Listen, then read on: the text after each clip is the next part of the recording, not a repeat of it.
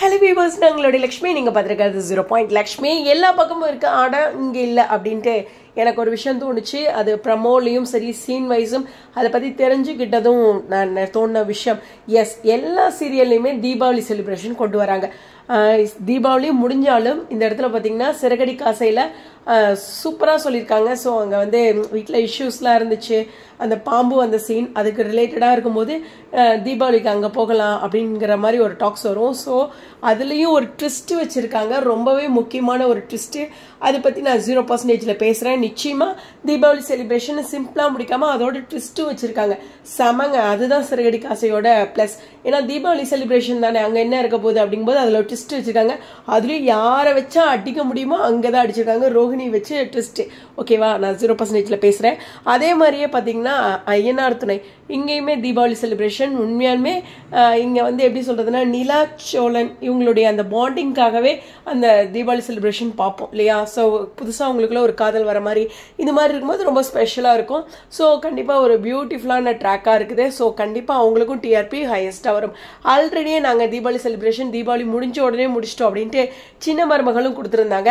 அவங்களுக்கும் தீபாவளி செலிப்ரேஷன் அதுலேயும் ஒரு ட்விஸ்ட் வச்சு அது மாதிரி கொடுத்துருந்தாங்க. எப்பயுமே ஒரு செலிப்ரேஷன் அவ்வளோதான், அதில் ஒன்றும் பெருசாக இருக்காது அப்படின்லாம் இல்லாமல் எப்பயுமே மேரேஜாக இருக்கட்டும் ஏதோ ஒரு விஷயத்தோட ட்விஸ்ட்டும் வைப்பாங்க.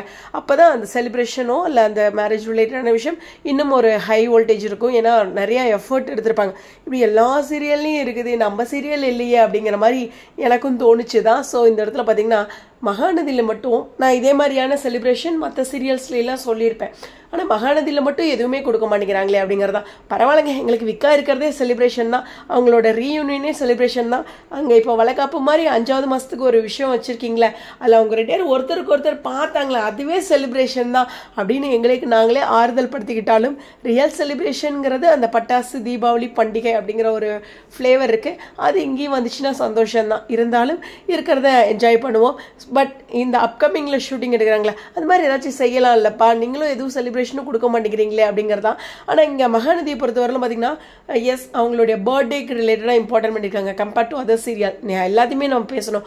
ஸோ பர்த்டேக்கு ரொம்ப அழகாக ப்ரீ பர்த்டே அது மாதிரி சொல்லி செஞ்சுருக்காங்க. அதே மாதிரியே பார்த்தீங்கன்னா வளைகாப்புக்குமே ப்ரீ அப்படிங்கிற மாதிரி தான் இந்த வளைகாப்பும் இருக்குது. ஸோ அது மாதிரி அவங்க விக்காவை வச்சு கொண்டாடுறாங்க, அதில் எந்த ஒரு டவுட்டுமே இல்லை.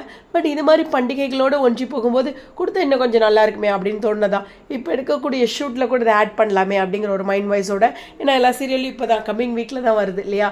ஸோ பார்ப்போம். உங்களுடைய கருத்துக்கள் ஸ்டேடியம்.